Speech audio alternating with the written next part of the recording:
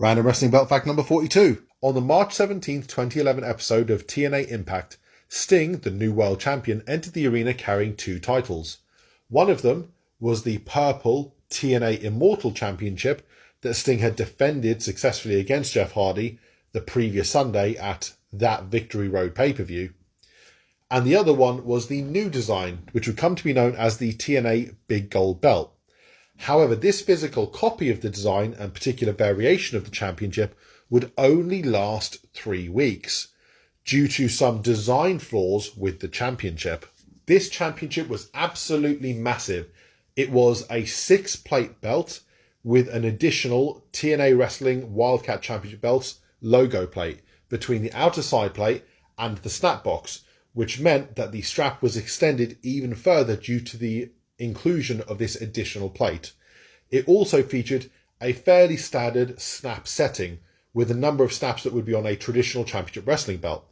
Now, due to the size of the plates and thus the length of the strap combined with the gold tip on the end, it was actually impossible for wrestlers within TNA to actually wear this championship around their waist, which is why during its tenure no one actually wore it around their waist.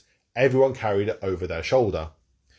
Also, if you look at the main plate of this original version, you can see that the TNA logo isn't actually cut out completely, as there is still nickel included in the underside of the N and between the T and the N of the TNA logo. A new variation of this design debuted at the Lockdown pay-per-view a few weeks later.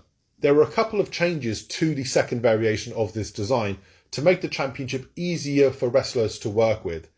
Firstly, the TNA logo plate was completely removed and the snap box was moved right up to the outside of the outer side plate, thus making the strap several inches shorter and allowing wrestlers to actually wear the championship around their waist. The gold tip on the original had a silver relief piece with the TNA logo, whereas the second version had just a plain gold tip, making it ever so slightly lighter in weight. The other changes that were made were completely aesthetic. If you look on the main plate here, the heavyweight relief piece on the original was actually very thin top to bottom, whereas on the second version, they made it greater in height so that it was easier to read. Also, once again, if you look back at the TNA logo, the silver sections under the N and between the T and the N of the TNA logo were now removed, so that the silver TNA logo popped a lot more with the exposed gold background. Now, 1 month for a turnaround on a championship belt is a very short time. So what actually ended up happening is they took the side plates off of the original TNA belt and recycled them and reused them for the new variation, leaving the old original version 1 main plate attached to the strap along with the tip and the logo plate.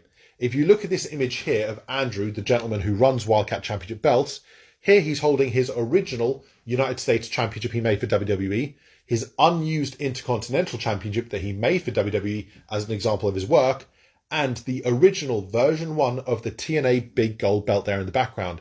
And as you can see, looking there closely, the side plates are conspicuous by their absence.